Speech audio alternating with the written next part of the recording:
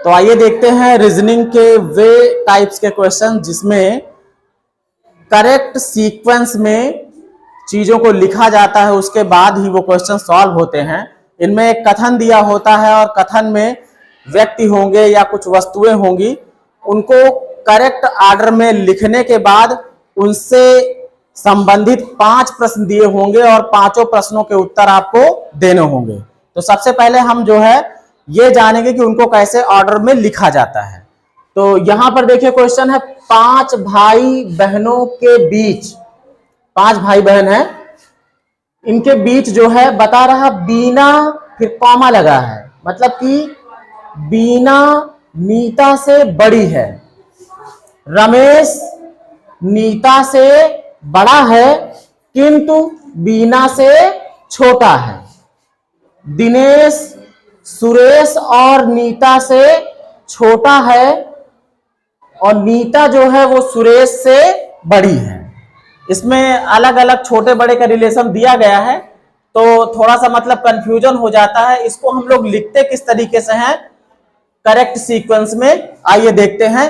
एक एक कथन को सेट करेंगे। सबसे पहले क्या लिखा है कि 5 भाई बहनों के बीच बीना जो है नीता से बड़ी है, तो बीना के लिए हम बी ले लेते हैं। क्या ले लेते हैं? बी। बी मतलब बीना।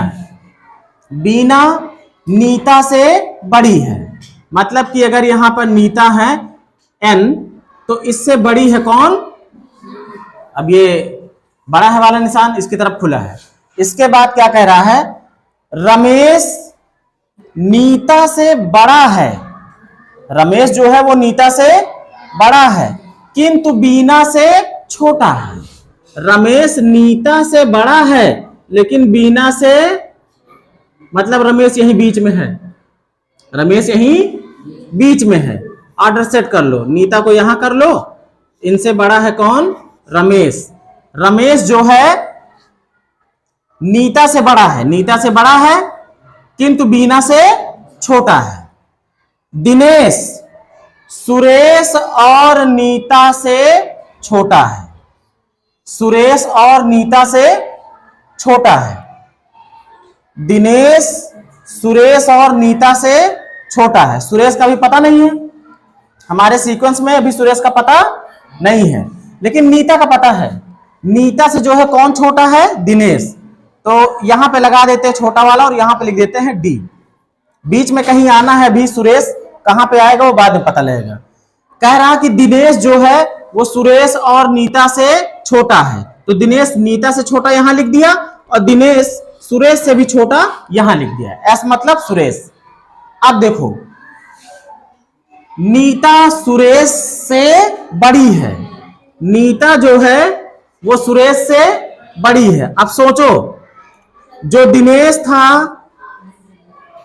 जो दिनेश है वो सुरेश से छोटा था। दिनेश जो है सुरेश और नीता दोनों से छोटा था, सुरेश और नीता दोनों से छोटा था ना दिनेश, देखो है ना। अब यहां पे अगली लाइन में क्लियर कर दे रहा है कि नीता जो है वो सुरेश से बड़ी है, ये नीता जो है वो सुरेश से बड़ी है और सुरेश से छोटा कौन है?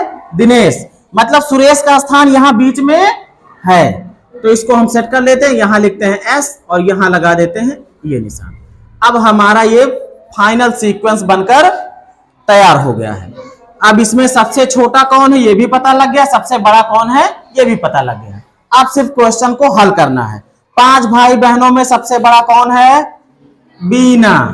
बी मतलब बीना।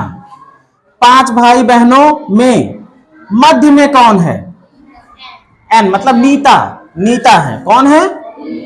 ये मिल गई। फिर इसके बाद कह रहा 5 भाई बहनों में सबसे छोटा कौन है?